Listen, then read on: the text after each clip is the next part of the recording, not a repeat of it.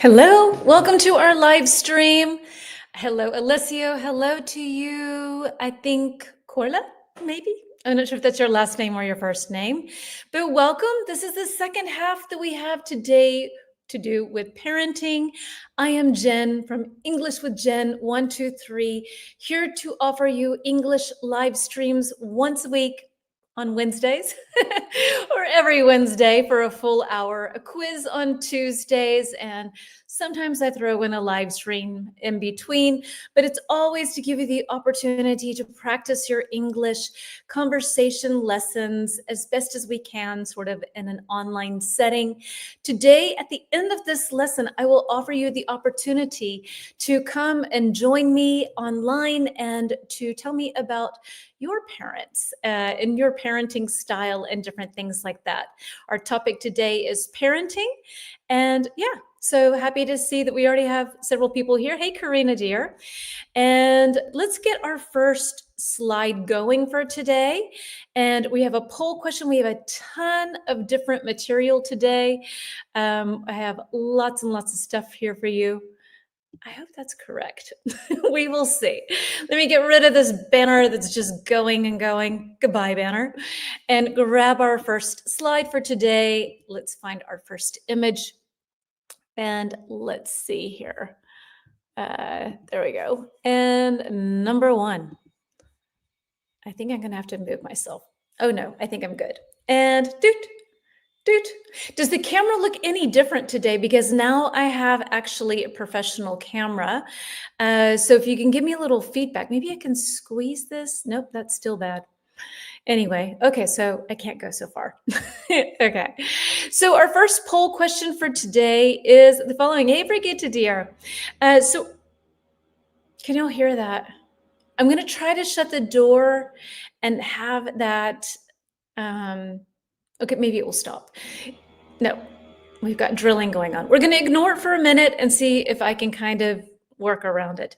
So here's our first poll question for today to get us into our topic, parenting. The topic is, or the subject of this poll is, what's the biggest headache for parents? So what's the thing that causes the most problems, the thing that's the most annoying? Is it dealing with kids wanting to have endless screen time? Is it junk food battles? Your kids always want to eat McDonald's and not vegetables. Is it sibling rivalry? So sibling fights. So when when the brother or sister fight together, a sibling it can be a brother or a sister. It's a unisex word. But when you have brothers and sisters, those are your siblings. So is it siblings fighting and driving you crazy? Hey, Michaela, got my hair done. Are you happy with your hair? I'm super happy with mine. Or is it hello to you? How do you pronounce your name, my dear? I would like to get it right. I'm going to say Pansa, but that's probably not right. Help me out, dear. Or getting kids to do their homework. So that's a good question. I think a mix of everything. Okay, raises. Right. Okay, Riza. Riza is your name? Okay, Riza. I will try to remember that. I am the world's worst with names, so please don't hold it. I might ask you again, Riza. Okay, I see. I like you. I have no more gray. Okay, thank you, Riza. All right, so how else? Alessi was saying a little bit of everything. Endless screen time. This was something that I battled with my son, especially. My daughter was a little bit better about that. Nowadays, she's not. Junk food was her issue, and sibling fights. My kids never really fought. It was really strange because with my brother and sister, we fought all the time. I think we were the world's most annoying kids. Hello, Hitoko. And as for like getting to do my homework, yeah, I think I was not so great at that. I think my dad had a lot of issues with that. I agree with Alessio. So a little bit of everything. For me, I would say for my kids, it's kind of mixed. My son was not really into junk food. My daughter, 100%. Screen time was not such an issue for my daughter. It also depends, I think, on the type. Screen time is the biggest problem. Hi, Jen and everyone. Since my internet connection is terrible, I'll be quiet. I'm sorry to hear that, Yuki, but welcome, welcome, welcome. Okay. And then my follow-up question that is impossible to read here in green because I'm covering it is that actually, you know what? I'm going to take a screenshot of this so that I know not to do this in the future. This is a little bit of a work. Nope. All right. So let's see. Giving kids a smartphone or a tablet as late as possible. So Alessio, actually, let's ask that. Like, what age should kids get a smartphone or a tablet? I see tons of like 3-year-olds, 2-year-olds in restaurants and things like that with a smartphone. I'm not judging. I probably would have done the same thing. Maybe not. I don't know.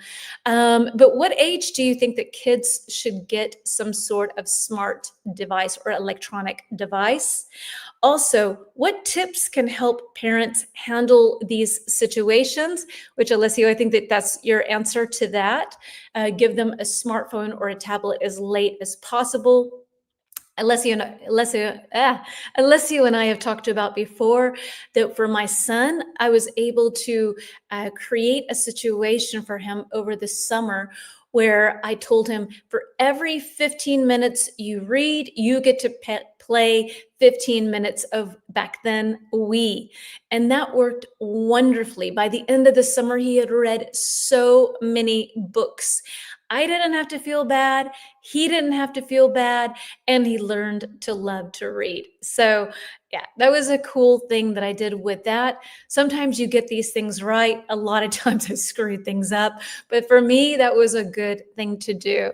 Getting kids to do homework if the mother works, that's very difficult, right? If you're not there to watch and to hover over them and to see what they're doing, that can be very complicated. So, Alessio, you think 14 years old is a good age to receive a smartphone or a tablet? It's just my kids also had this thing, which is horrible nowadays, where they're like, if I don't have one, then everybody else has one, and I can't communicate with people in my class. It was like this peer pressure thing. It was very strange. So, yeah, I don't know. It was really weird. I don't know if that's a good argument. Maybe if they then only are allowed to look at that chat and the phone goes away again, but that's expensive to have a phone just for that. Maybe you're in the chat. I don't know. Okay, it's tough being a modern parent. It really is. Okay, let's move on to our next poll question. And if anybody wants to share what age they feel that children should receive it, after middle school, 13 years in Italy. So after middle school, I have to say both of my kids got one already when they were in elementary school. I think around the 3rd grade, 4th grade. So I'm not good here. But it was the old kind of phone where you didn't have, it was just a dial a number for emergencies, and that was it. Exactly. But the next step is everybody in my class has the latest model of phone. That's insane. Definitely. I wouldn't fall for that one. Then, yeah, then save your money, buy it yourself. Yeah. But I think I'm pretty old school with that kind of stuff. My daughter, she came to me after Christmas one year and she's like, I really need a new iPhone. And I'm like, well, then you really need to pay for that. And so I bought it for her. And then every month, then she was able to sort of pay me back with money that she earned. I was just like, I'm not playing that game. You get all of this stuff for Christmas and then you want to have a new iPhone. Mm-mm. So, okay, here we go. Who gives better advice? Mom, dad, grandparents, somebody else, maybe nobody in your family. I don't know. So, who gives the best advice? Maybe it's an aunt or an uncle or a cousin. Who do you think, and how much do you rely on their word? What would you say? I think my kids come to me a lot for advice. They know they can come and pretty much tell me anything. And even if I don't agree with them, I can try to be neutral about it. It depends on the situation. Ooh, okay, okay. So who do you go to for what? Let me know.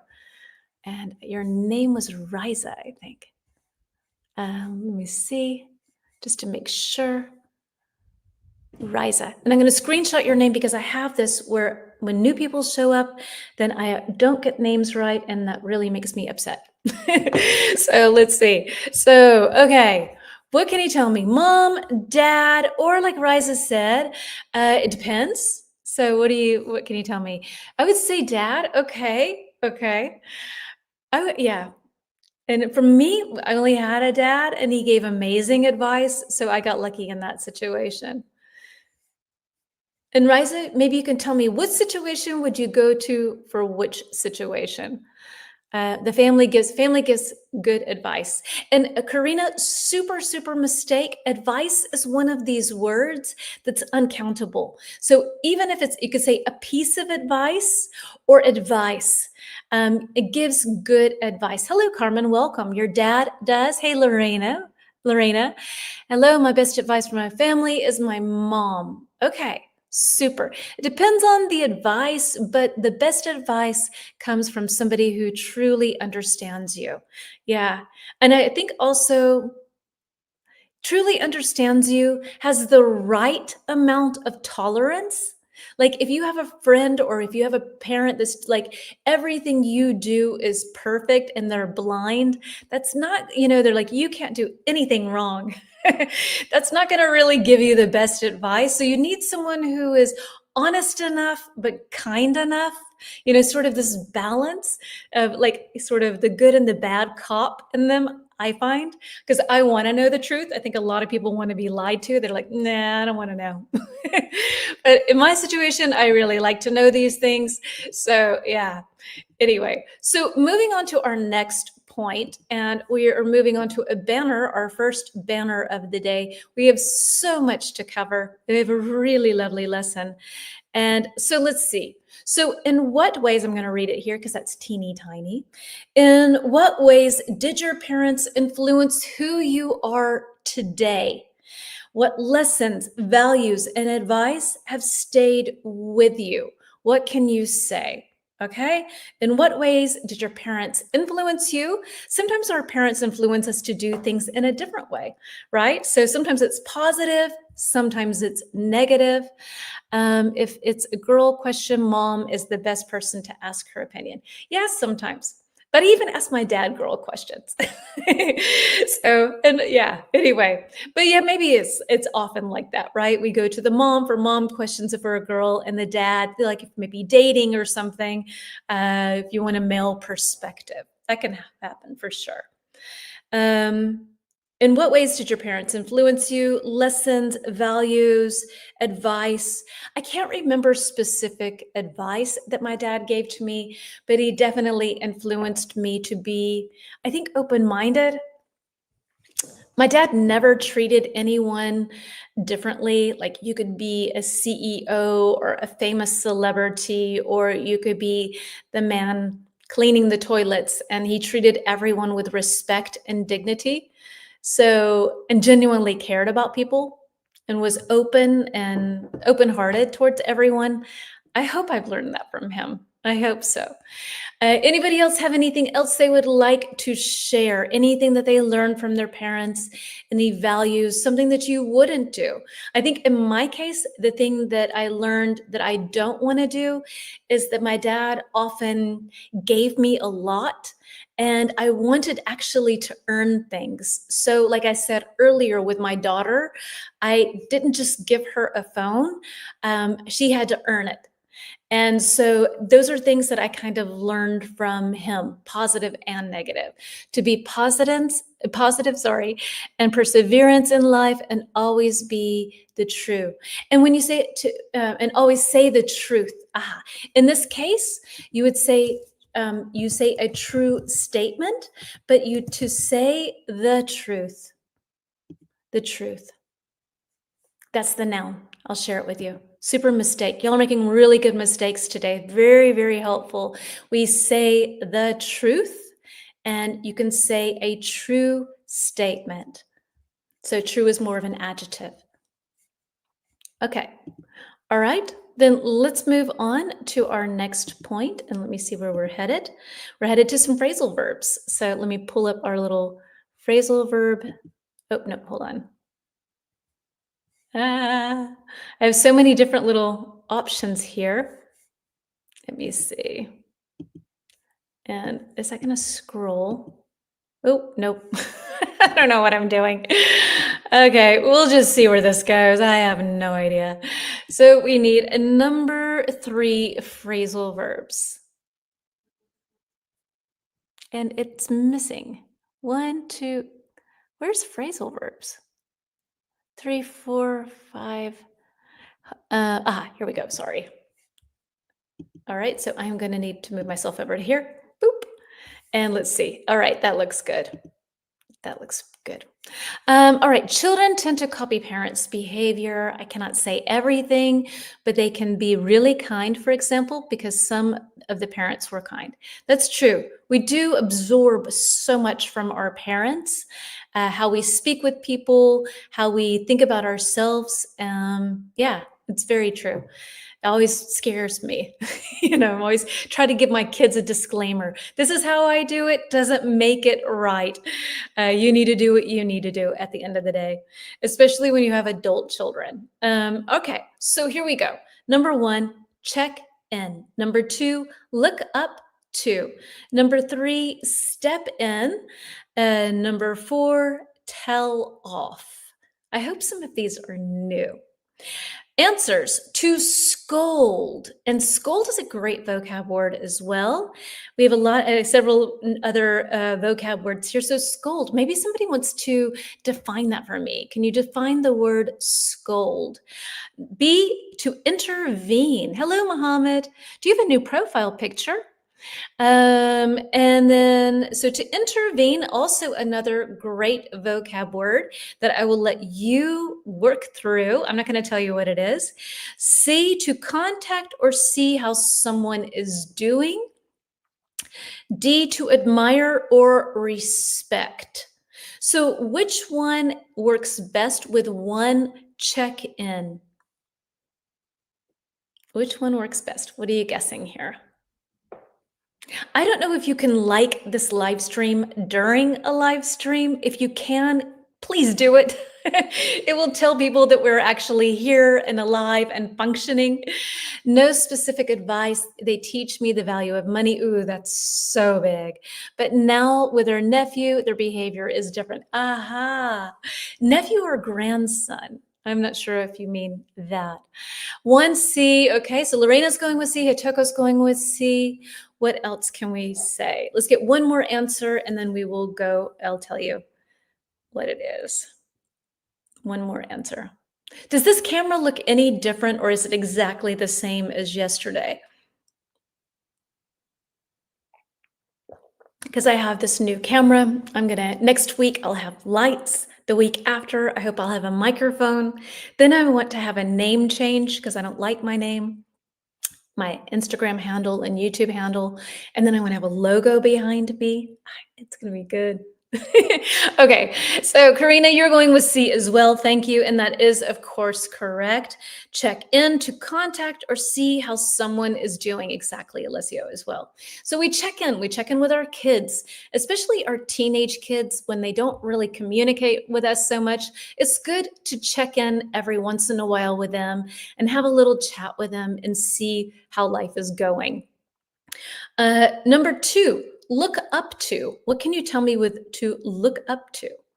Which one works best with number 2? To look up to. So, okay, Riza, you're saying D. Okay. Any other guesses? Let's get one more guess. Okay, let's use D as well. Exactly. To admire or to respect. Our kids often look up to us. They look to us for examples and they look up to us because they think that what we do is right and correct and good. Yeah, which is scary, I think, as a parent. It's so much pressure. And somehow I always check in with my 15-year-old daughter. Super great usage of that phrasal verb. Yeah, I had times with my daughter when she was probably, I would say around 14, 15, where she would not talk to me. So I would go to take her for a dinner, have like a mommy-daughter dinner, and it was painful. because she refused to talk to me. And so I had like a dice in my hand, I had a die in my hand. And so I would roll it. And if it landed on an even number, then she would have to ask me a question. If it landed on an odd number, then I would have to ask her a question. These are the kind of tricks that I had to come up with to get her to communicate with me. It was hell. I'm so glad she's over that. You look up to your role model. Exactly. To scold, to speak to someone angrily because you disapprove of their behavior. Beautiful definition. I am looked down on. Oh, Hitoko, no, you're not. But that is the opposite. So to look down on someone is the opposite of to look up. Thank you for sharing that opposite phrasal verb. All right, so yes. All right, so let's see. So then we have number 3, to step in. Which one works best with number 3, to step in? To step in. What can you tell me? So we have 2 words here. We have to scold and to intervene. And if you want the extra challenge, then you're more than welcome to define that. So Toko, you're saying B, exactly, to intervene. So when someone steps in, they get into the middle of something. They try to stop a situation. To step in is B, to intervene. Exactly. And last but not least, tell off. So this is to scold someone. So you did this and you shouldn't do that. And remember, I told you, blah, blah, blah. So exactly, last but not least, tell off. 4 is A. So 1 was C, 2 is D, 3 is B, and 4 is A. And just as a reminder, if you would like to join me at the end of this live stream and tell me about your parents, I think it would be fun to add several people. So if you would like to join me, then I hope you will. Okay. Tell off is new to me. Okay, cool. Yeah, to tell off someone. If someone's like, you parked too close to my car and just they told you off. Yeah. And quite often when kids do something wrong, parents tell them off. All right, so I have a video for us to share, and let me see how I'm going to do that. Hold on, because I didn't really think so much about that. Let me remove this one and move me around. It is also new for me. Okay, cool, awesome. I'm glad that there's something new. I'm going to pull up our slide and I'm going to have to move myself around, but I've changed my video. So we have a situation that I'm going to share with you in a video. And why is that not working? Oh, hold on. I hope I have videos. Let me see why that's not working. Let me find this. Hold on one second. So video, I need my videos. Why is that not working? 1 second. I had all of this prepared for us. And maybe I have to take it out of the folder. Oh no. Ugh. Okay. Okay. So let me make sure this is really legitimately not going to work. Yeah, for whatever reason, it's not. Then I'm going to do this. Cancel. Make myself bigger. Okay. Thank you, Gracie, darling. Yeah, I love my hairdresser. If you ever come to Hamburg, you have to go to her. She's amazing. Thank you. Okay, I'm going to try to send this to myself individually again, and then hopefully it will work. And let me remove this and remove these things, and we will try to see if this will work. Hello, Heisik, my wife. And then we have kind of a cliffhanger here. Okay, so let's see. Let me try to move this over because I would like for us to have a scenario where we can practice sort of situations. Let's see. I think that is the one. I think that's it. Hold on, let me try to get closer. No. Hold on. I think it's this one. Okay, so let me try to add this, see if that's going to work. Let me try to go here. Oh, I know why. Sorry, I'm so silly. Okay, now it works. Okay, It's taking me a second, but we're getting there, okay? So let me move myself over here and ta-da. Oh, nope, that's not good. I'm gonna remove myself, make myself really small. So we have this situation, classic situation, siblings fighting, arguing all the time, always, yelling at each other, can't find peace. What are some situations? What can we do to make sure that kids don't have this situation? I have to say, I had this all the time with my brother and sister, like I mentioned earlier, that we fought like cats and dogs constantly. And my brother, he was kind of clever. He would either be nice to my sister and mean to me, or he would be nice to me and not my sister. They created the life values, okay? Women, okay, so women create life values, maybe. Health, fitness, I'm not sure what that means, sorry. But welcome. Welcome to the lesson today. We're talking about parenting. So do your kids get along? Did you get along with your siblings? What were some things that you felt were effective? What are some modern day ideas about this? What can you tell me about this situation? I have to create a new. Is that going to work? No. Is that going to work? Nope. All right, then there we go. Small Jen. So any ideas? I was so surprised when my kids didn't want to kill each other. They really didn't have a lot to do with each other. So it's not that they hung out and they were the best of friends, but they didn't really. And still today, they're kind of getting to know each other in a way. It was very interesting. For me, I did not start to get along with my brother and sister until we all went to college. It took a long time for us to be able to create a friendship. And eventually it happened. Take care about children. Yes, children, no S. It's one of those words that is uncountable. One child, two children. So any suggestions? I'm not so great at this because I didn't have this, and I don't know that my dad could have done anything different. My brother and sister lived with their mom, and I lived alone with my dad. So for 3 months, because in summer in the United States, the vacation time is 3 months. So for 3 months, every summer, I was not an only child.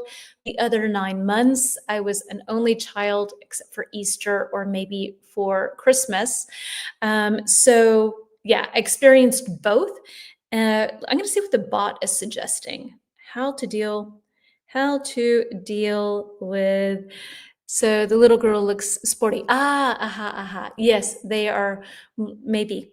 How to deal with sibling. Again, sibling is your brother or your sister. Those are your siblings.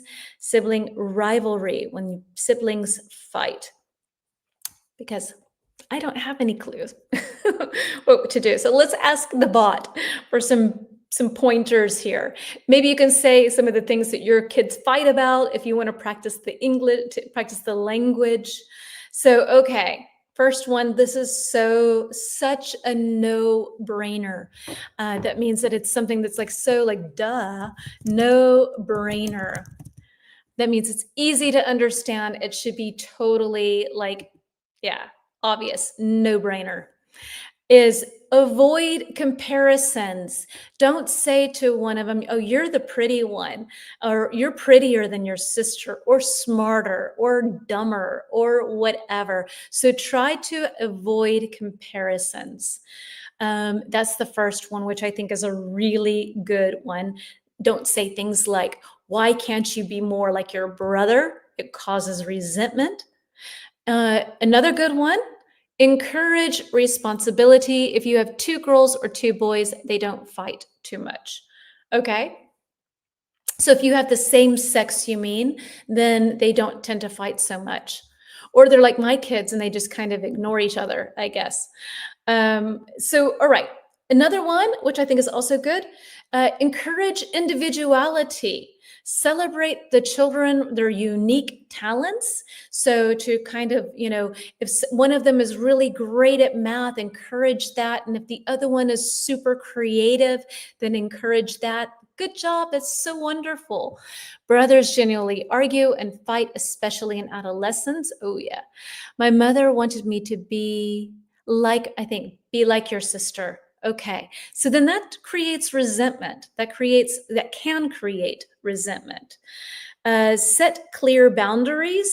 So establish rules like respect, personal space. So that was a problem for me when I was a kid. Like I said, 9 months of the year, I was an only child. And then for 3 months of the summer, I would had to share my toys, share my bed, share my room, share everything, and quite frankly, I hated it.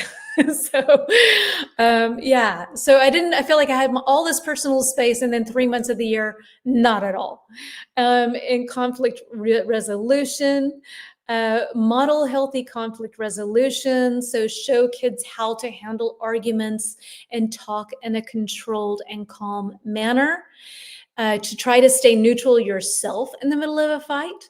It's easy to be like, "Oh, my boy is always the one that starts the fight. I'm sure he did it this time too."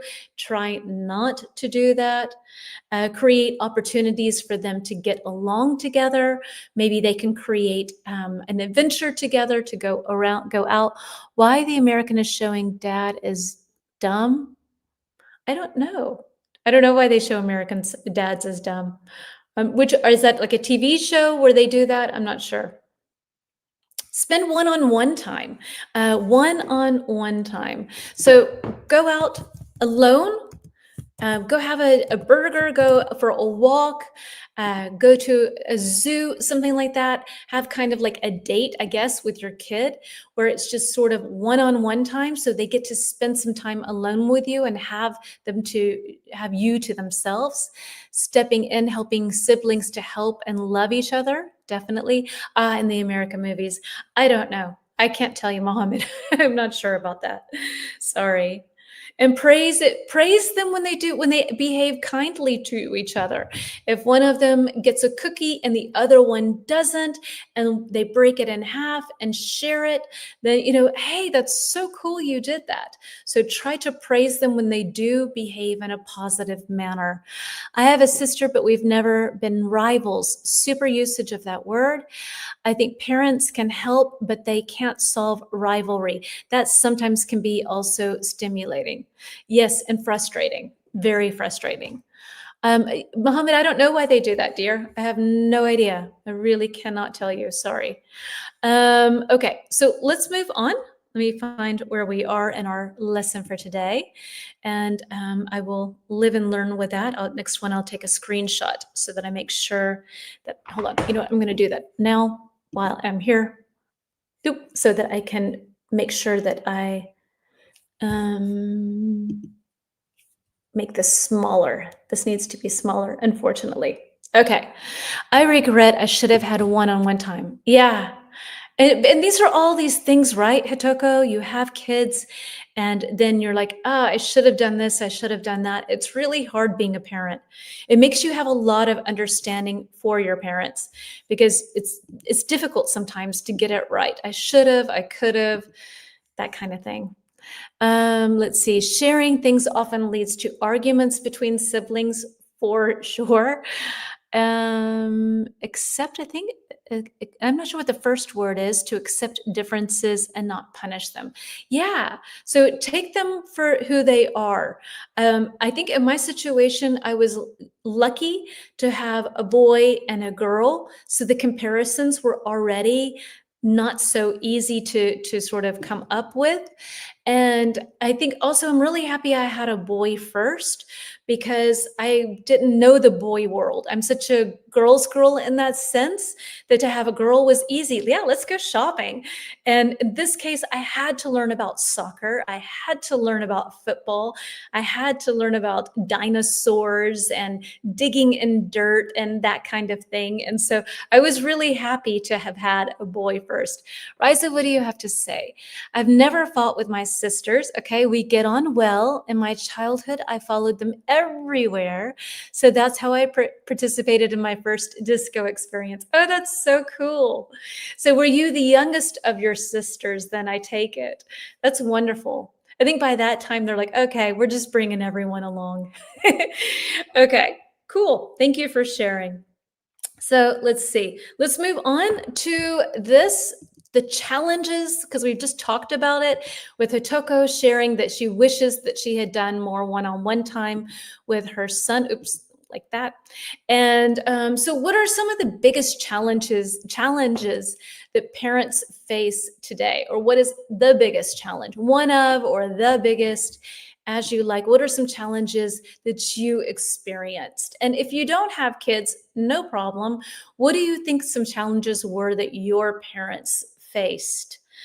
My dad faced the challenge that it was the 1970s. I was alone with him.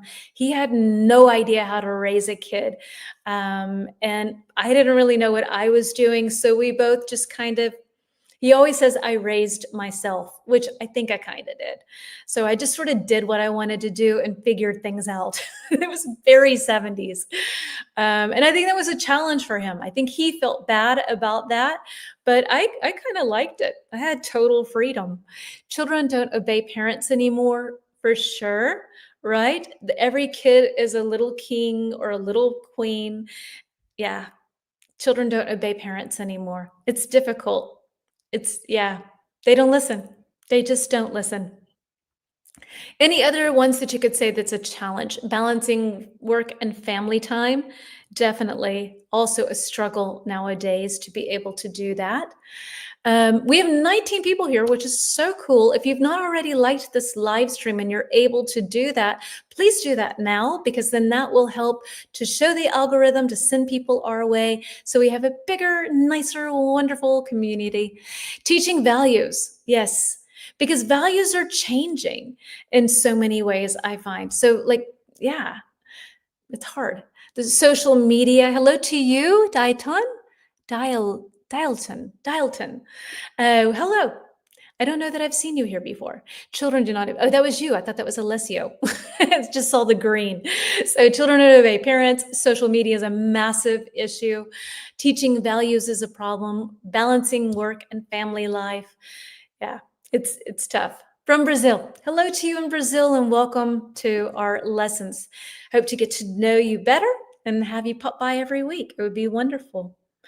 All right, let's move on to another point. And I don't know that if you have heard this quote that Hillary Clinton said in the 90s at some point.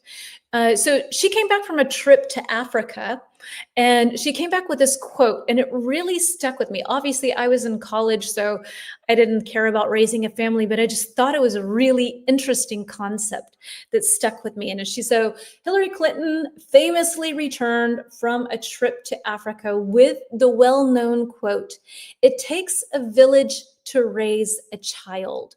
Do you agree with this? Do you disagree with this? What is your take on this? It takes a village to raise a child. What do you think about that? What can you tell me? Agree, disagree, not quite sure. If you agree, maybe you can tell me why. I think I have talked about this multiple times where I totally agree with this, because I think in today's modern day age, in our age today, that it's not really natural to just have a mother and a father raising a family, right? Because you need help. I mean, for thousands and thousands of years, we lived in tribal communities where you had multiple people uh, in the family raising children. So it was the aunt or the uncle or the cousin or the grandmother. And now we've become this nuclear family, mother, father, child. And quite often, you go through phases in your life too that don't really relate or match up at the same time as your kids. And so sometimes it's good for your kids to have this neutral aunt to be able to tell something to. When we were in Africa, I thought this was really interesting. We were in Botswana, and when we go to a foreign country, if someone will talk to me, we're talking. I want to know everything. And so, with one of our guides, I was asking him, so what is life like in Botswana? And he explained one of the things that he explained was that he would never tell his parents if he disagreed with them. He would get one of his aunts or uncles, I think it was an uncle actually. He would talk to an uncle, and the uncle would sit down with him with his parents and tell the parents what the problem, what the boy's problem was. And I found that fascinating because in that culture, they removed this contact where the neutrality is not there and brought in a middleman to discuss family problems. And I thought that was amazing. Screen time, I'm not so, I think I'm not so, I think screen time, I think so, I'm not married is why you're not married, really. I would be scared to become a parent today. Fortunately, my son is 20. Yes, my daughter's 20, my son is 24. I'm happy to, I hear you, Michaela, seriously. It's so tough. Totally agree. They spend much time in school. They spend May time in school and grandparents. It's not only the parents' responsibility. It shouldn't be. I think it sounds a little bit like, I don't want to have responsibility, but I think it's just reality somehow. It's really hard to raise a kid on your own even if it's with a mom and a dad. I think that, as biologically, when we're 40, we go into hormonal time with a midlife crisis. And that's about the time that our kids are going through their hormonal crisis with puberty. It's like having two hormonal factors in a house that are just, that's not a good recipe for anything good, I think. All right, let's move on to some more. Wait, hold on. Let's see. I've mixed that up.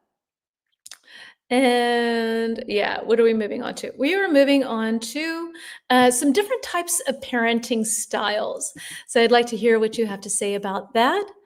All right. So, what are some different types of parenting styles? Like I just announced. Yes, I totally agree. Much time in school and with grandparents. Yes. So, kind of a village, like a sort of smaller village to raise a child. So, different types of parenting styles. Some of you mentioned some yesterday. So, let me know what you have to say. We can have hands on parenting styles and hands off parenting styles. You can let me know what you think those things are. Hands on parenting styles or hands off parenting styles. And you can name a couple if you can think of some. Otherwise, I will pull up a slide and offer some to you if you can't think of any. No big deal. Let's see. I'll go ahead and get my slide ready. Let's see.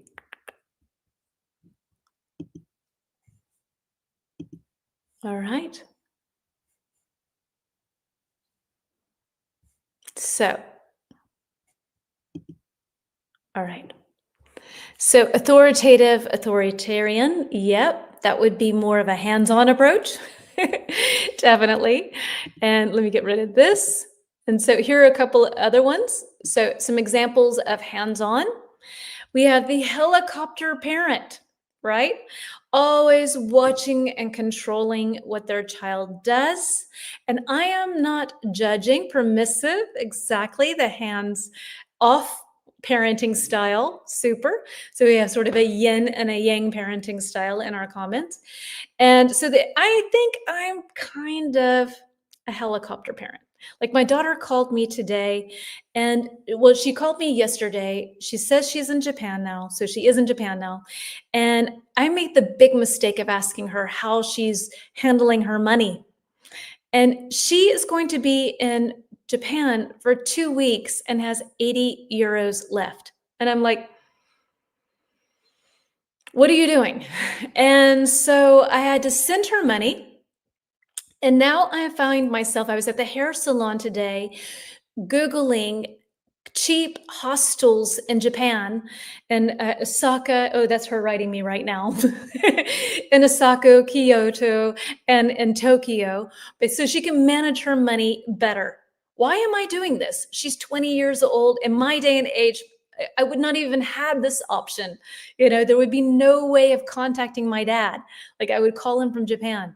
But I think because of the way that we can communicate, it's really hard to not be a helicopter parent for me. So, anyway, to be a tiger parent, to be very strict and expect high performance and discipline.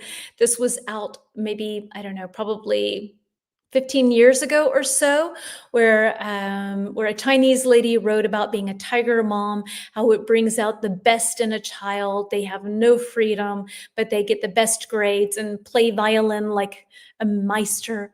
So yeah, anyway. Then there's the lawnmower parent, which this one's new for me. I think this is kind of interesting. Tries to remove all the problems so their child never struggles. That's what I am. I'm a lawnmower parent. Okay. Me too. I'm a helicopter mom. Yeah, it's horrible. It's like I just don't want my kids to run into trouble. So I just plan for them. Just let me do it.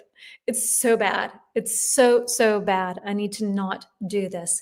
Then we have attachment parent, stays very close to the child, especially when they're young, to build a strong bond.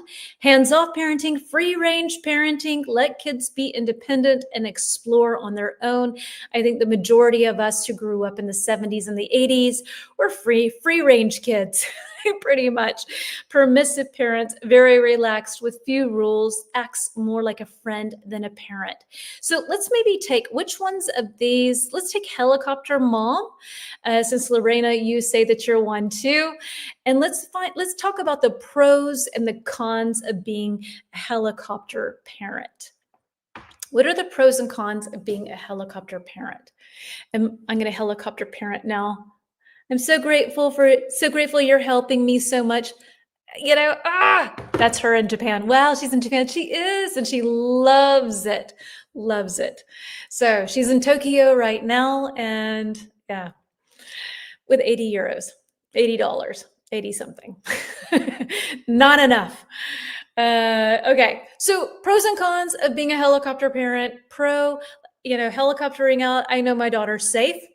That's a pro. Definitely a con is she going to learn from this? Is she really 80s style? She would probably have to get a job in a Japanese cafe for a couple of days. It would have also been an amazing experience. She would have had to figure it out. I'm a helicopter mom and my husband is the hands-off dad. It's a mix. And Karina, are you able to balance things out with each other, would you say? So that you kind of find balance with your parenting, because that's probably good, I would say. Right. Yes, Alessia. So, she's not learning a lesson, but she's not learning a lesson. For the first 13 years, I was a lawnmower parent, and now I pay the price. Exactly, Michaela. Now I have her, and she knows the second that she's kind of like, I'll be like, okay, what do you need? Talk to me. Let's figure it out. I don't know. It's not good. Anyway, let's move on. I hope that our next little subject here is a little bit less frustrating. Let's see what our next point is going to be. Okay, so removing this, and let's see. And if anybody else wants to add anything, you're more than welcome to do so. Please do. I love hearing your opinions on different matters. So let's move this. And this is I think this is an interesting question. Pro, I detect problems and help and solve. Hi, sorry, my eye hurts today. I'm only listening. No worries. I hope you feel better soon. I hope you feel better. And that way she will not be able to learn from her mistake. Exactly. She's going to come to me the next time that things blow up and mom is there to save the day. So let's see. All right. So I'm curious to hear what you have to say about this. Very curious. Okay. Should parents be friends with their children? Like my daughter came to me one day and she's like, Mom, you're my best friend. And I'm like, I'm not your best friend. You don't follow me on Instagram. You don't allow me to follow you on Instagram. You have so many secrets, and you should.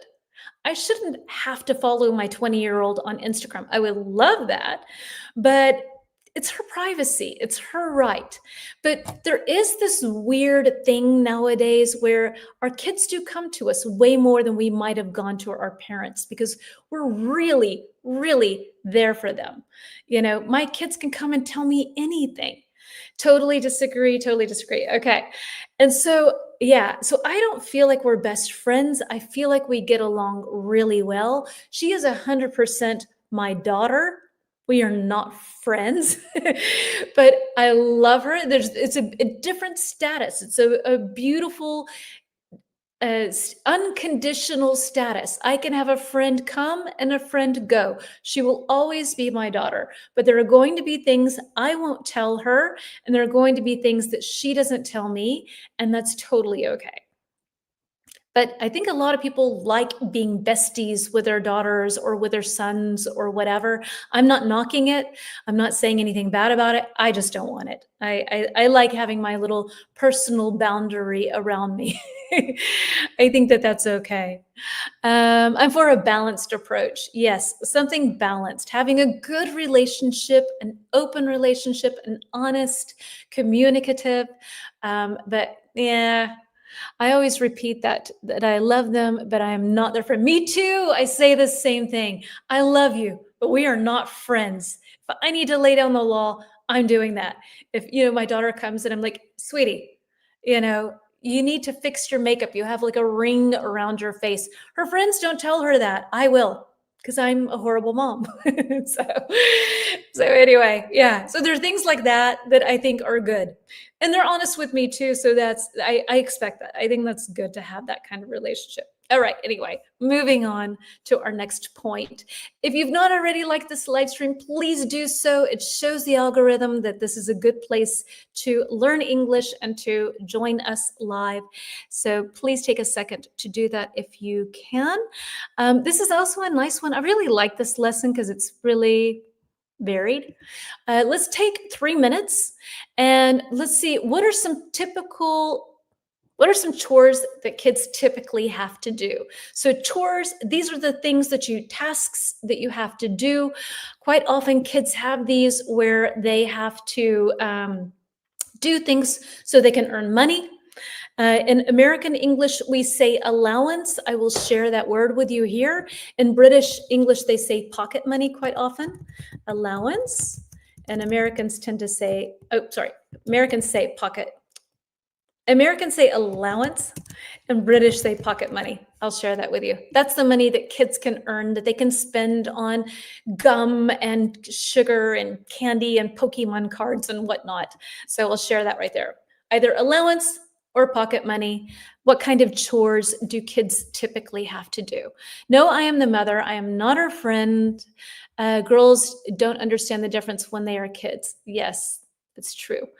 I am there for supporting her as a parent. She has to respect her parents, so she can have the same behavior as she has. So she can't have the same behavior as she has with her friends. Yeah, very good point. Super point. Definitely. Okay.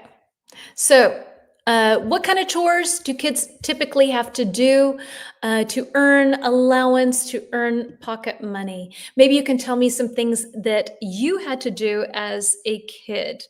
What can you tell me? Again, this is one of those things where I wish that I could have earned money.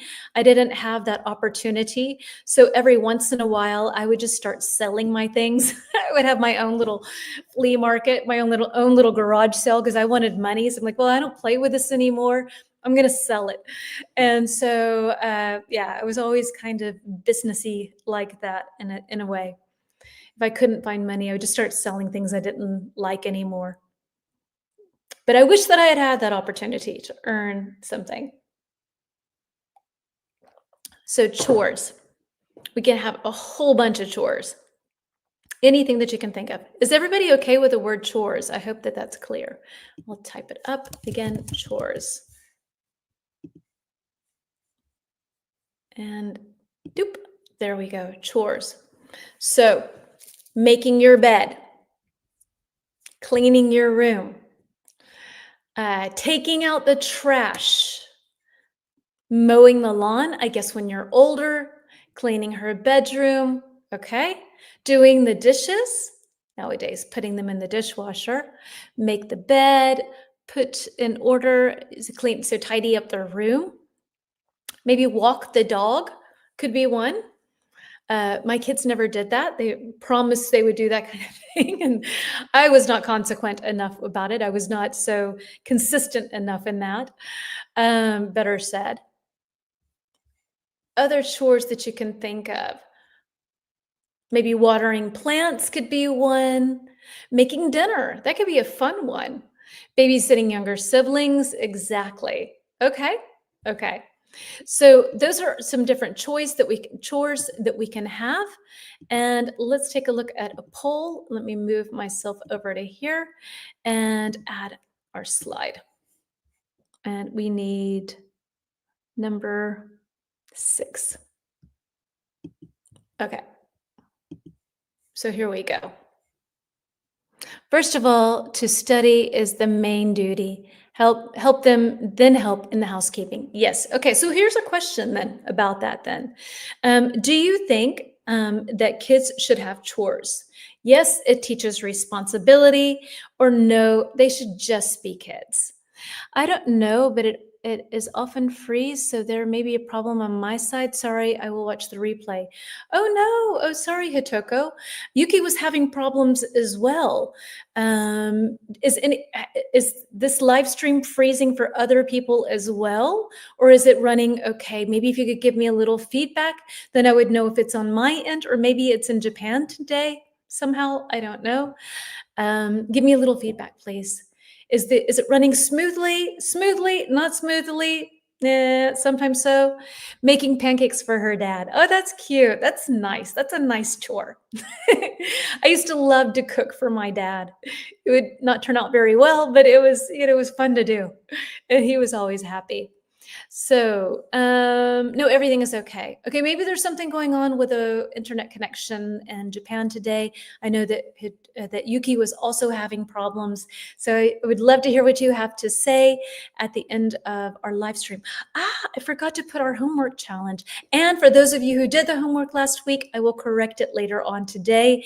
I was in London on the weekend, and so I kind of just, yeah, didn't do a lot, so I was trying to do London. So yeah, I need to put up our homework challenge. I have one for us, and I'm not sure what I did with it. I have to see what I've done with it. I might have to post it later. Do the dishes, clean the room, and feed pets. Classic chores. Okay, so it seems like for the majority of you feel like keeping things on track and good chores are important to grow well. To teach responsibility, I think it's a good thing, and to feel part of a community. And I think also the option of being able to earn money and then budget it. If you spend all of your money, you get your allowance on Friday and it's gone by Saturday. So I think that there are a lot of sort of educational things that can be learned by having chores. They should have responsibilities according to their age, for sure, but the main responsibility is for them to study. Yes, study. Okay. All right, moving on. And let me remove this from our studio, and let's see. Okay, we're going to do some idioms now. Oh, here. All right. So, idioms, where are you? Here we go. Okay. And I think I'm okay here. Okay, so idioms, and let me make myself a little smaller. So let's see. So first, according to scientists' claims, oops, hold on. Brigitte, I think kids should have chores. I started shortly to give them some tasks they can handle, for example, to bring plastic garbage to the collection point. Yeah, okay. Let's see. According to scientists' claims, children who do chores at home will become successful in their life and and at work. Sounds good to me. It means help them learn and manage tasks. I think so too. I think it's better to have them learn responsibility and to feel like to know this is actually work. If I make a mess, it takes time to clean something up. So I don't want to make a mess. Even if it's for the selfish point of I don't want to have to do this. Anyway, okay, so our first idiom for today, let's hear what we've got. To lay down the law. All right. Number 2, mother hen. 3, run in the family. 4, put your foot down. And 5, like father, like son. A, to make, I'm going to pull this up higher. To make a firm decision and refuse to change your mind. B, a person who is very protective. C, a trait or habit common among family members. D, to set strict rules and enforce them strongly. E, sons tend to look or behave like their fathers. That's an easy one. Okay, so what is number 1? Lay down the law. What does that mean? Number 1, which one works best with number 1? To lay down the law. What can you tell me? And I need to not do that. I'm still learning like how things can kind of work here. So that's actually a little boy there, and he's got a little volcano over his head. So Lorena, you're saying 1 is D. Let's get in another guess, and then we'll go for that. And C, to lay down the law. Oops. I don't know. Hold on, what I've done. Somehow everything is scrolled up, scrolling. Okay. So 1 is D, lay down the law, to set strict rules and enforce them strongly. Like I feel like it's a cowboy, lay down the law. So yeah, lay down the law. And then number 2, mother hen. What can you tell me about number 2? Number 2, mother hen.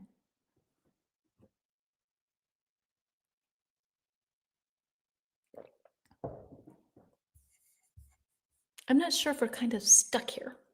The comments are not really coming in. Number 2, mother hen. All right, Brigitte, thank you. Number 2 is a person who is very protective. It's like my baby, they're a mother hen. So I think in some instances, I'm a mother hen, and in some, I'm more of a hippie mom. There is a mix. There is definitely a mix. Yeah, so mother hen slash lawnmower mother. It doesn't really make sense.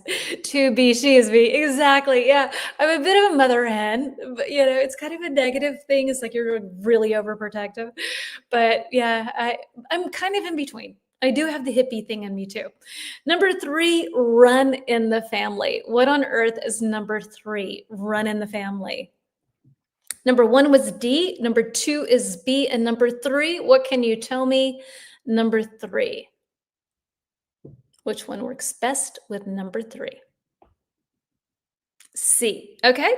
So run in the family. C, a trait or habit common among family members. So like, let's say that your husband, when he gets up, he's always grumpy. And then your daughter is too. That trait might run in the family. It's something that they both share.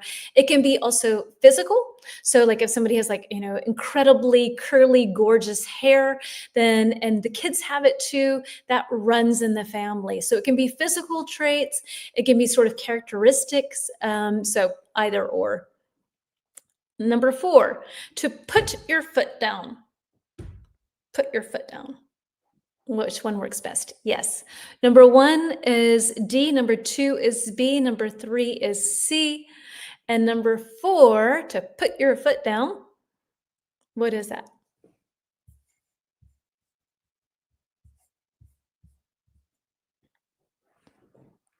4 is A, all right.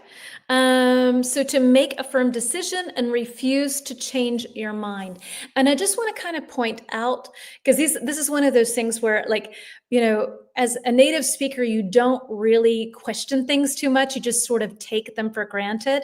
Because I find that lay down the law and put your foot down are similar. They're basically the same thing. So don't make yourself crazy about this, but just to point out a subtle difference, lay down the law focuses on establishing and enforcing rules.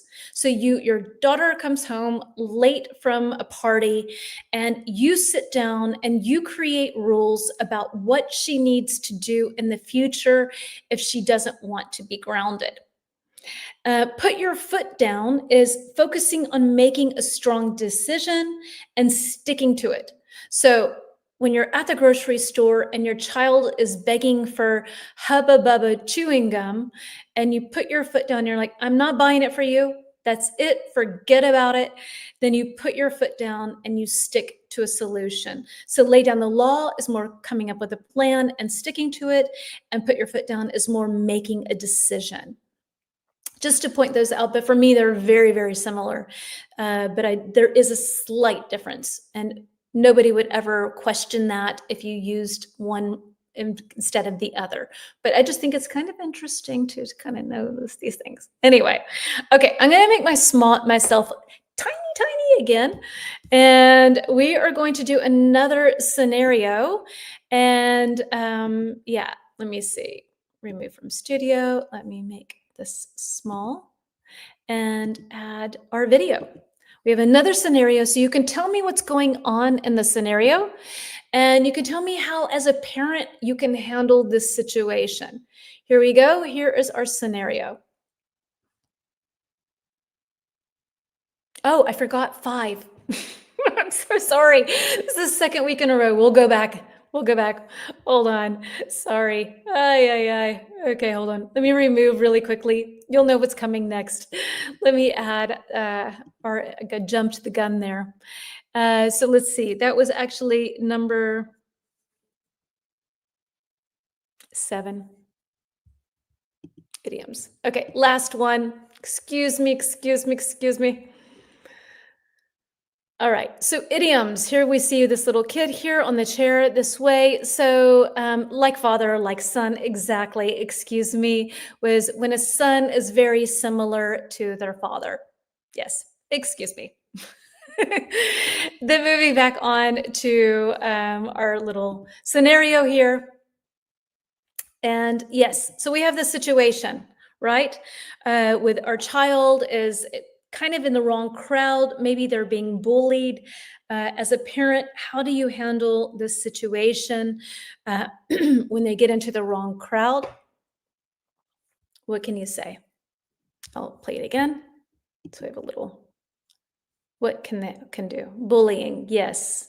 Clean in the yard. As you mean as a chore. Yes, okay. I think that sometimes when people watch the live stream and it's not like it's delayed somehow, that they start later, then sometimes random answers come in, and then I'm so confused. I'm super happy you answer, but if I don't get it right away, then yeah, I apologize. So, all right. So we have the situation. Your child comes home and either A, they're being bullied, or, they're trying to be cool, get into the wrong crowd with some sort of horrible kids. What can you do? What do you do when your kids get involved in the wrong crowd, or if they're being bullied? I go in instant mother hen mode. I want to protect them. I'm like, oh, don't you do that to my baby. It's so bad. It's so immature, which is probably not good. It probably makes them feel good because they know I'm so on their side, but it's not really great. Bullying is very widespread. My advice is to talk to parents about it to find a solution together. Okay? Yes, that sounds like the mature thing to do. I guess if it's at school, maybe talk to the teacher first. I think I would talk to the teacher first to just sort of see what's going on in school. You never really know exactly, are other kids experiencing this? Is this a classroom situation? Is this a personal situation? So I think I would start with the teacher and see what's going on, and then talk to the parents maybe. It's a difficult thing. And what about, let's say that this is not a bullying situation. It was hard for me to find the wrong crowd. Let's say this is the wrong crowd. And like she is like, these girls are gossips. These girls are super materialistic and they're really snobby. And your child wants to get involved. She wants to hang out with these people, with these kids, with this clique. What do you do? Encourage open communication, parents and children. Yes, but teachers often don't see. That could very well be. I try to understand what reason, and later I see what way I can help. Okay, so try to figure out what's going on. Why is my child being bullied? And that kind of thing. All right. It's very interesting because I find like, and when I was growing up, bullying was normal, which is not good. I mean, I think a lot of people suffered unnecessarily with this. So I think this is one of those things in the 21st century that has gotten much better because then kids don't suffer so much unnecessarily and they can get help and they don't feel so alone, hopefully. I think this is definitely something that is way, way better today. All right, so let's move on to the ideal parent, okay? And let's see. Boop. How would you describe the ideal parent? How would you describe the ideal parent? In your world, how would you describe the ideal parent? To share with teachers and find a solution to sort out that problem. Yes.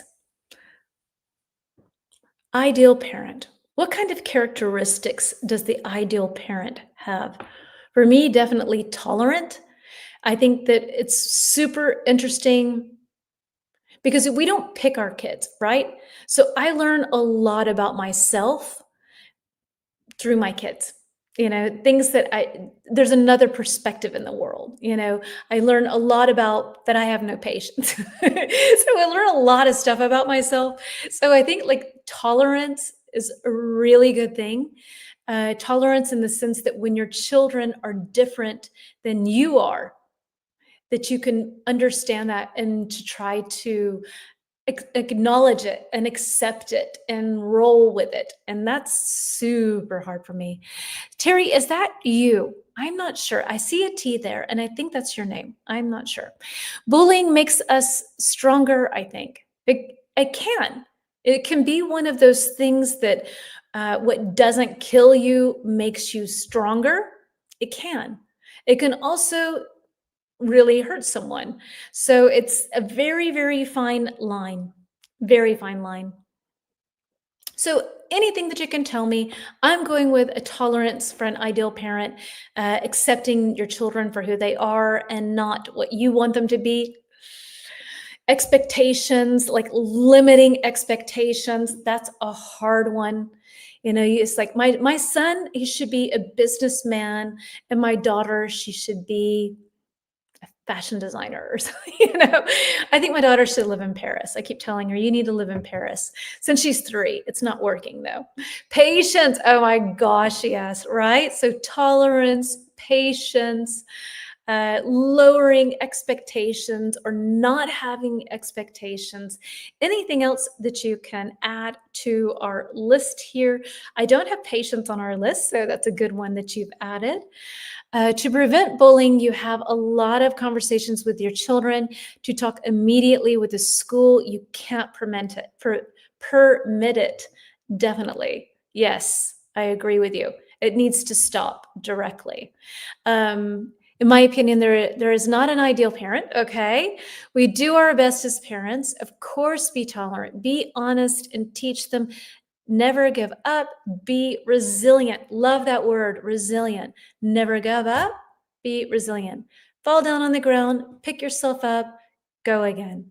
Attentive and tolerant, like that. Ideal parents love each other and truly love their children and respect each other. I love how you twisted that actually, and it became more about the parents and not so much about the individual characteristics. Yeah, I think it's wonderful for kids to grow up in a loving environment. And I hope for the people that are in a situation where they feel like it's the right thing to stay together and they're miserable, I'm not so sure about that. I hope people are not in that situation personally.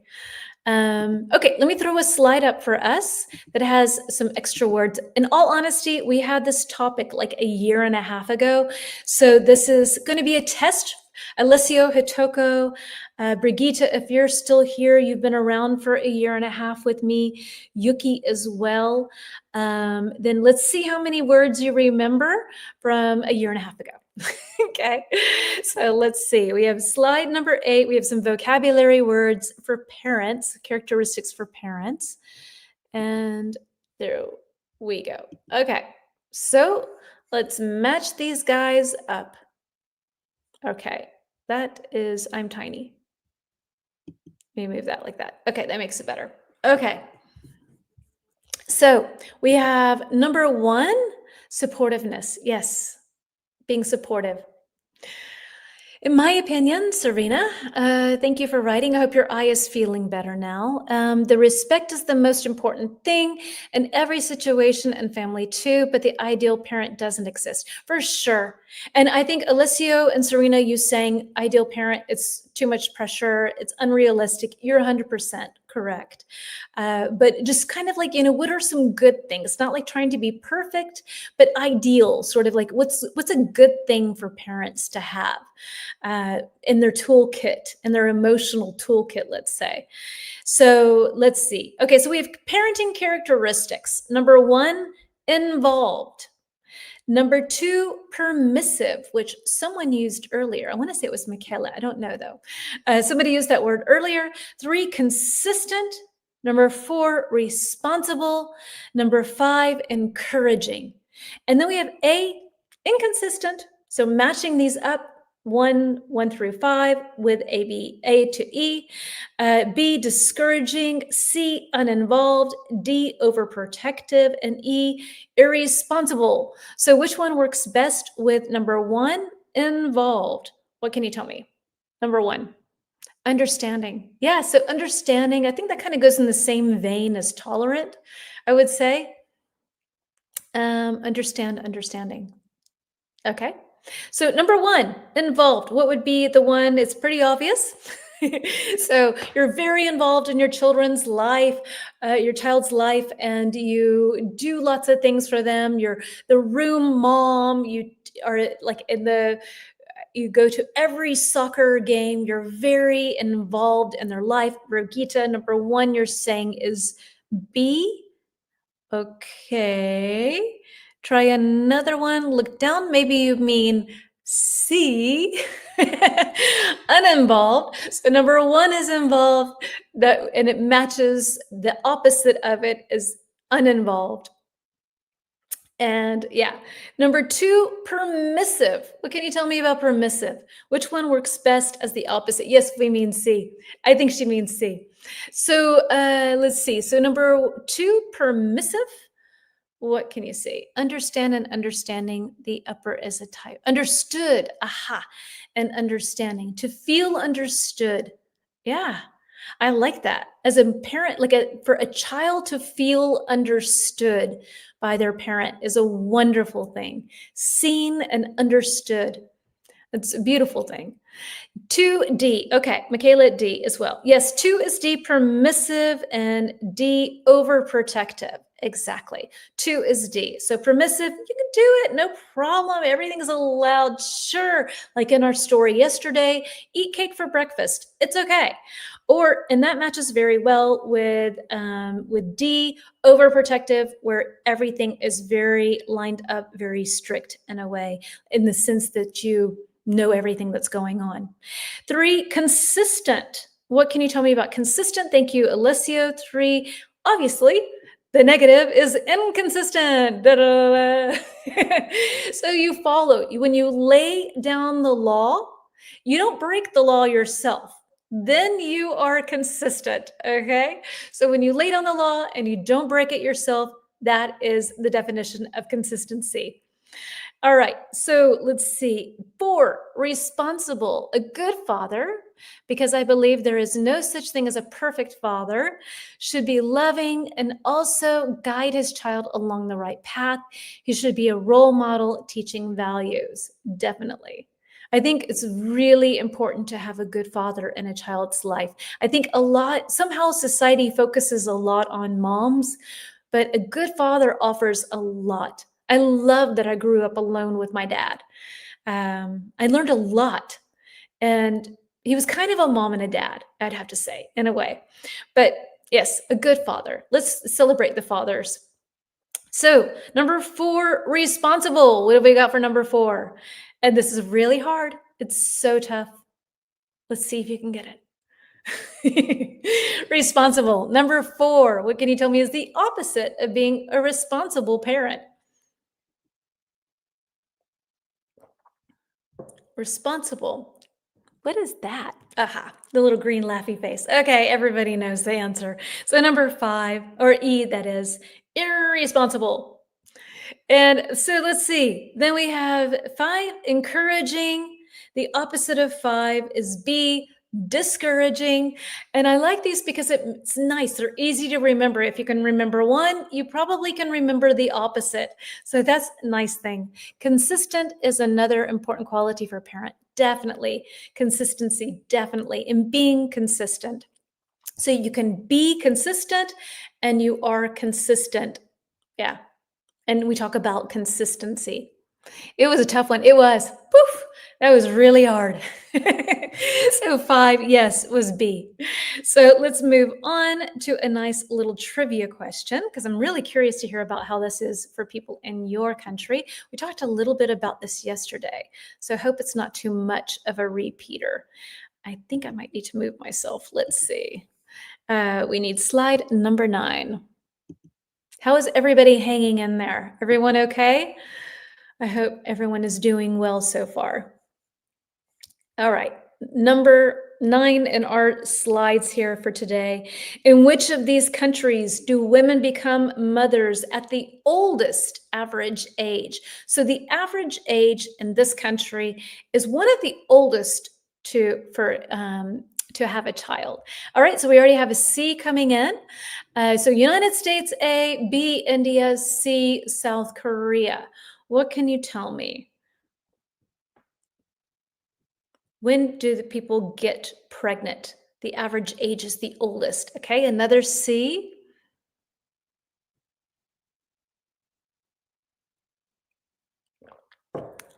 Let's get one more answer in.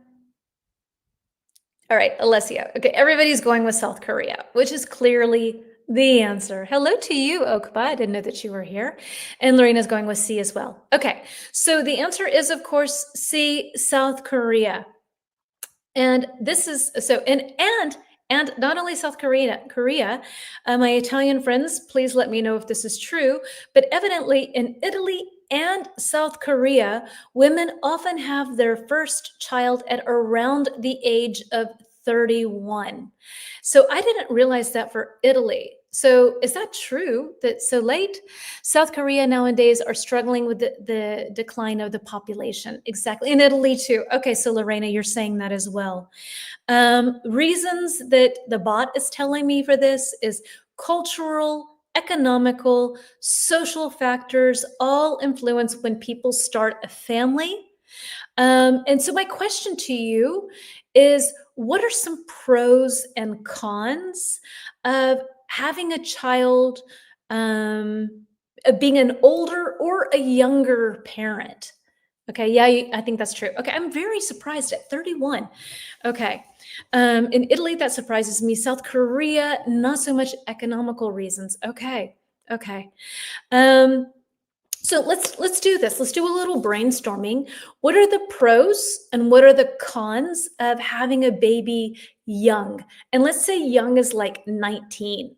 What would you say? What would be a good thing about having a baby when you're 19 and kind of a bad thing, or a con?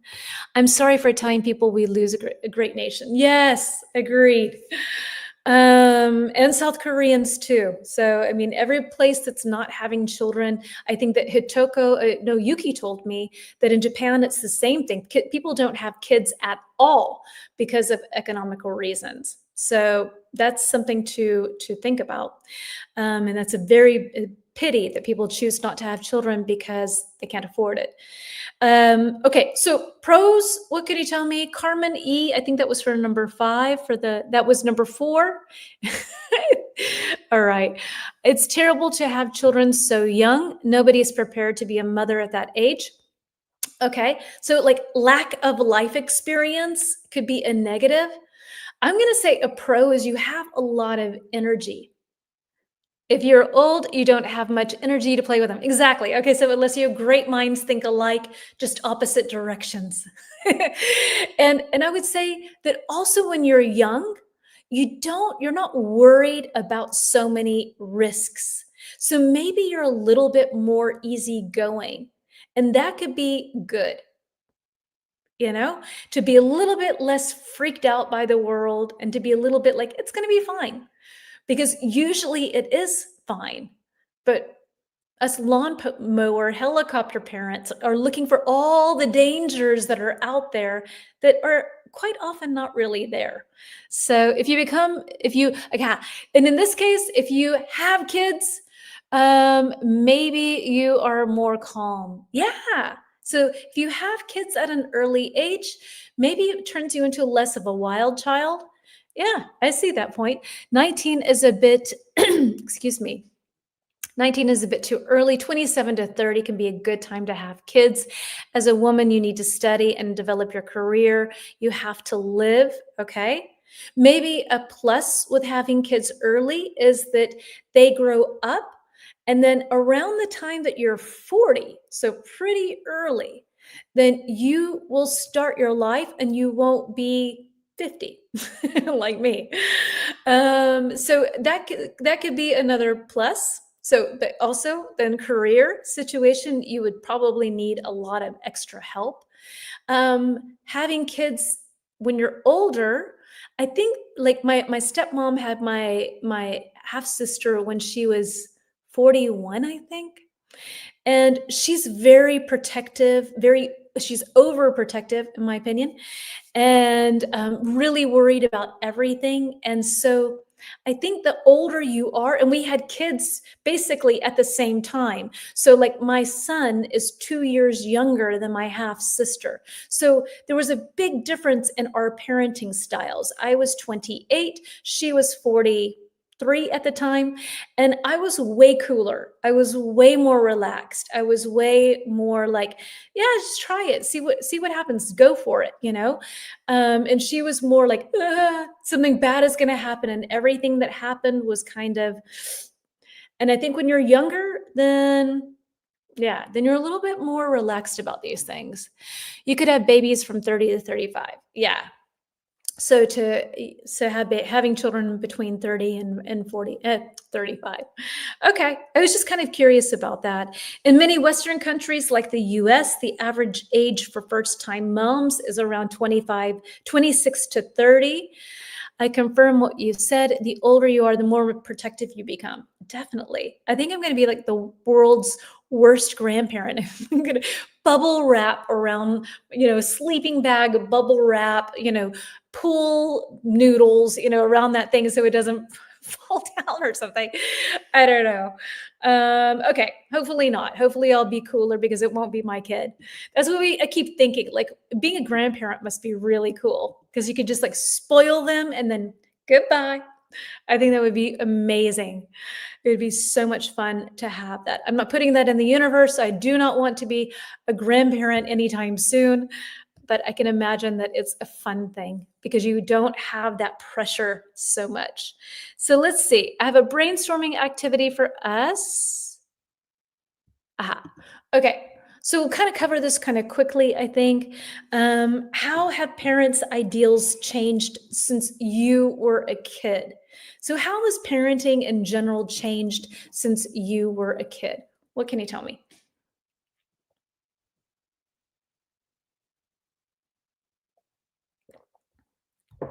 Since I was a kid, kids were really just, you were there.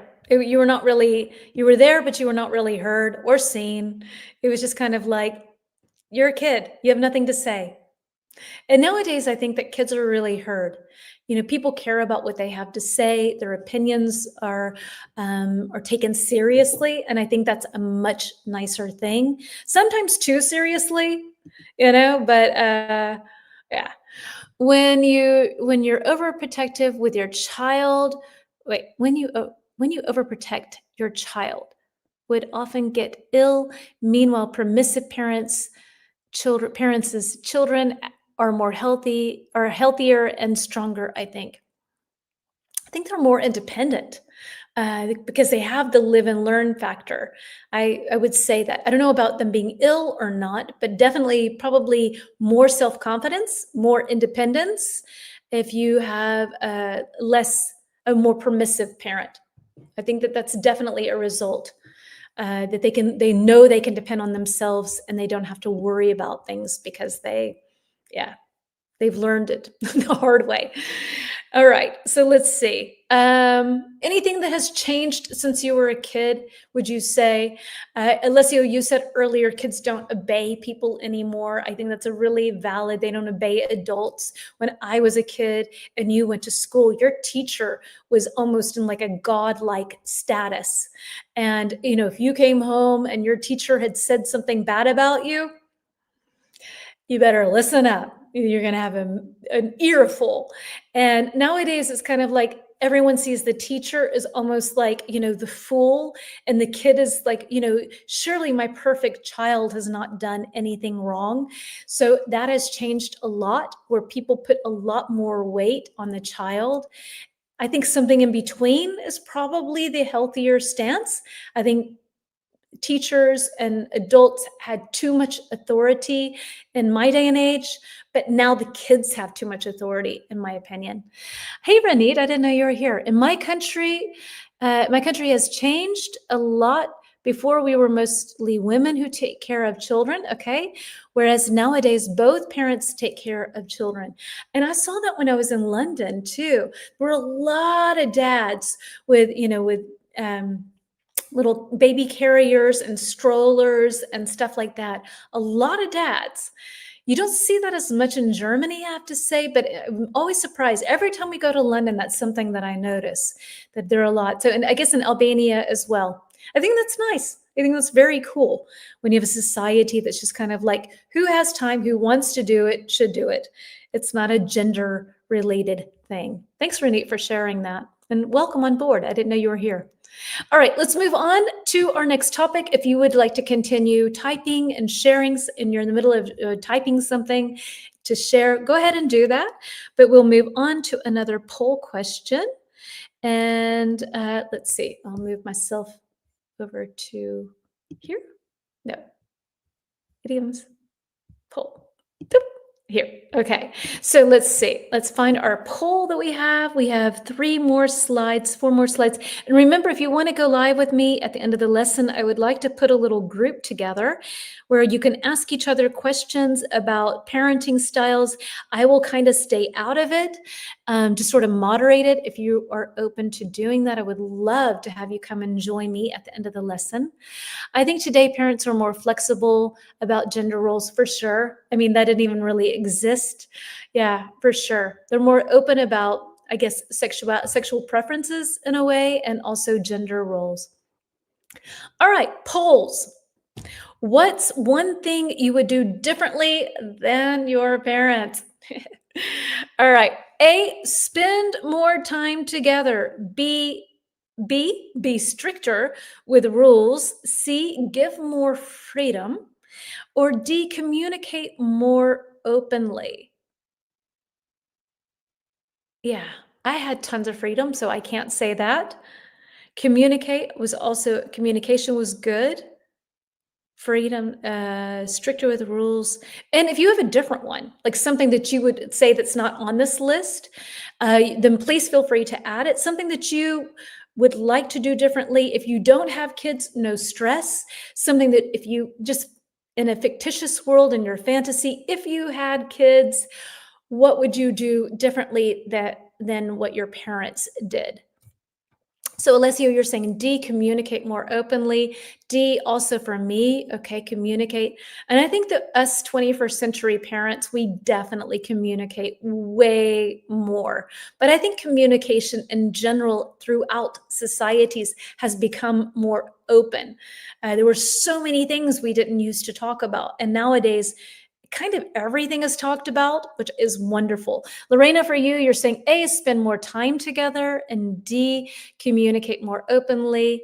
And I think that's Terry. I don't know. A, spend more time together. And for you, Renee, communicate more openly. Serena, A plus D. Okay, so everyone's kind of like A plus D. All right. So you had enough freedom, that was not an issue, and stricter with rules. I guess the rules were strict enough. Okay. All right, so then let's move on to a nice little brainstorming activity. Okay, so, Brigitte, A, C, give more freedom, and D. Okay, thank you for sharing. Terry, good, Terry. Terry, did we go live a million years ago on Instagram and you're a pilot? You're a Ukrainian pilot? I was thinking this the other day. I think that we went live a gazillion years ago. A and D. So spend more time together and communicate more openly. So that's a lot. Everybody's kind of saying that. That's interesting to see. All right. So let's see. We're moving on to our next point. And slowly but surely, we will end this lesson and I will open the doors for you to come and join me live if you would like to and talk to others and ask them questions and share things about your childhood and their childhood. All right, so let's see. So should people take parenting classes? Let me put this. Should people take parenting classes? And if so, what skills should they learn? What can you tell me? Conclusion of this poll, our parents were busy and strict. Yes, they were busy and you needed to open up, a little, let's talk a little. Exactly. So what can you tell me? So should people have parenting courses? I mean, if you think about it, it's more difficult to get a car, right, than it is to have a child. I mean, think of all the lessons, all the preparation. And especially because in our day and age, the majority of us don't live in extended families where you are, you also are kind of raising kids, even if they're not yours, if you're raising your brother or your sister or your cousin. So we're all so out of touch with living in a family life and raising someone. That do you think that people should have lessons? I mean, I think so, but then it sounds very big brothery. It sounds very like, we're going to indoctrinate you, so it sounds very sort of authoritarian, but in principle, I think yes, somehow. Maybe in my opinion, we might learn parenting by our children, might be difficult to learn before we have children. Definitely difficult, but we learn to drive a car before we have a car. So yeah, I don't know. I'm not sure. I'm sort of mixed because, I think there should be a lot of, if you do have classes, then you have this one parenting style being taught potentially when there are lots of different parenting styles out there. But maybe some sort of like conflict resolution classes, what to do when your kid has a tantrum, when they talk back to you and things like that, how to change a baby's diaper, right? Parenting classes, it's a good idea. And what kind of skills? Okay, so changing diapers, I would say conflict resolution, how to handle disagreements, how to keep an open mind towards your child, maybe. Yes, parenting classes would be useful. So yeah, I guess we're all going towards that. I was curious to hear what people had to say because I don't know. I see the benefits. I would have totally enjoyed having something like that more than just a breathing course for when you have a baby. But yeah. So D. Oh, Carmen, what was D? Communicate more openly. Thank you for sharing that. I think there's not so much that we can learn because every child is different. Yeah, and like I said too, I think that not only is every child different, but we all have different parenting styles. It doesn't mean that the permissive parent is doing it wrong or that the one who is the tiger mom is doing it wrong. It has to work for you and your family and yeah. So where do you go with that? How to stay calm, how to calm down a baby crying. Yeah, those are good things to learn. Definitely. Okay. So last little question. And then if you would like to join me, I would totally love to have you come and join me. Let's see. Let's take a little brainstorming session real quick here, our last brainstorm of the day. And what are typical things that parents say to kids? These are classics. Like every parent says this to their kids. It can help, but every child is different, and parenting classes may not address unique family dynamics. Beautifully worded. Definitely. I so agree. But I could see the benefit. It's kind of this, I don't know. So I'm going to stay on the fence on that one because I see the good side, I see the upside, and I see the downside. But what can you tell me? What are some typical things that parents say to kids? Typical things you heard your parents say 500 times. In Italy, there are courses for pregnant women to learn, practice things, diapers, doctors, but it's not to be a good parent. Yeah, we have that in Germany too. And in the United States, you have prenatal courses. The first child is a test case. Oh my gosh, Lorena, such a test case, right? The poor first child, the poor first child. For sure. It's interesting with the first child because you remember everything, like the first step, first tooth coming in, first real poop, I mean, everything. And then with the second child, it's like, yeah, those things happened. And then I think if you have a third child and a fourth child, then it's just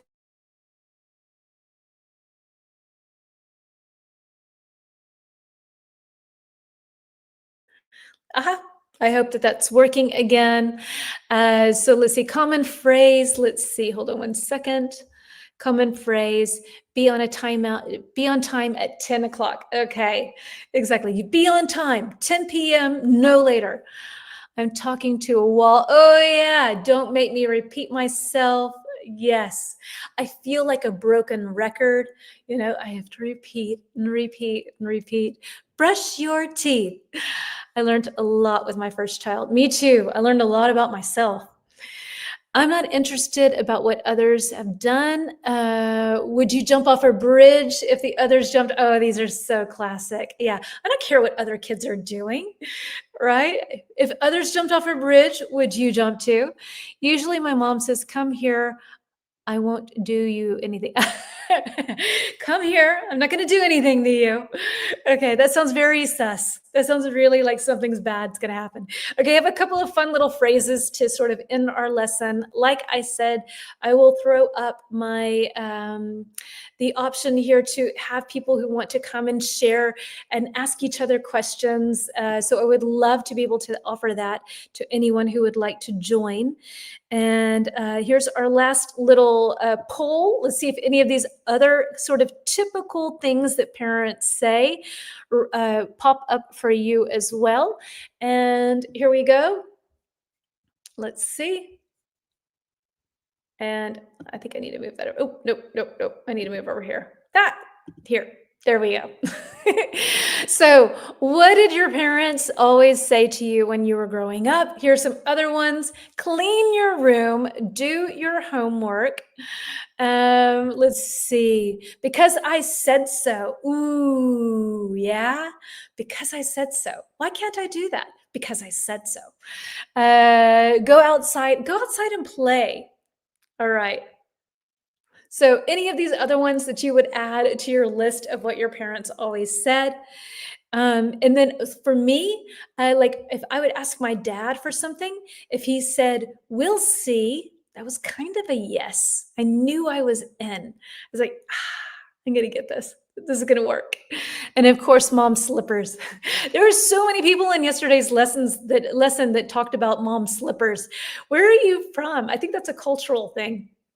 The sun is shining, go outside. Exactly. Every day I say to my child, did you enjoy school? Yeah, how was it at school? They're like, fine. Yeah, definitely. I would be very interested to see what my kids would say. I need to ask them. A typical thing that the parents say in the United States, and it's really a cultural thing, which I think this is kind of interesting, is parents always say to their kids, if you don't have anything nice to say, don't say anything at all. If you don't have anything nice to say, don't say anything at all. And it's still today very difficult for me to not say nice things. If I go shopping with Peter and he's like, do you like this? And I hate it. I'm like, and then he's like, okay, so you hate it. I'm like, like, I really have problems saying like not nice things. So it's really like it becomes a cultural thing all the time. Oh no, I think what I say to yeah, think about what you say to your daughter. I'm curious. Money doesn't grow on trees. Oh yeah. Oh yeah, definitely. So B and D, Serena, you're saying do your homework and go outside and play. And Alessia, you're saying B and C, do your homework. And because I said so. Because I said so. Yeah. Anyway, so if anybody would like to join me now, I would love to add multiple people. I'm going to copy the link. All you got to do is click on this link that I'm posting in the comments right now. And I would love to add multiple people to come and chat. You can ask each other questions. I will kind of step aside. I will try to remove myself from the studio. So if you would like to join, wonderful. If not, we will say goodbye. That's also okay. So no pressure whatsoever. Thank you already in advance for everyone. Muhammad's going to come and chat. Anybody else want to come and chat? Let me know. Let me see how that's going to work. Now that I have, oops, why is that not working? Let's see, maybe I do this. Aha, hello. Hello. Hello, Mohammed. Hello? I can't hear you. Wait, I think I have the muted. Unmute. How do I unmute you? 1 second. My voice is clear now. I can't hear you. Let me make sure that my volume is up. Yeah. And the microphone is on, so it should be working. Hi. There we go. All right. So, what can you tell me about your parents?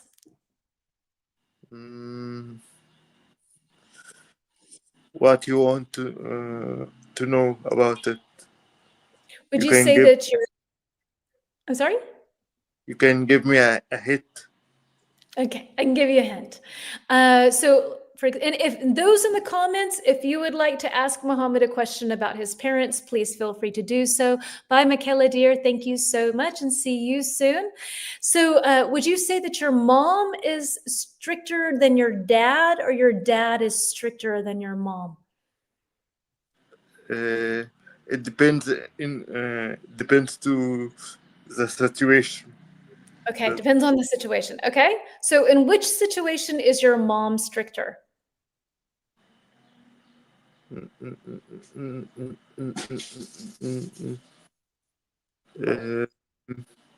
it's a tricky question, by the way. It's a tricky question. Okay.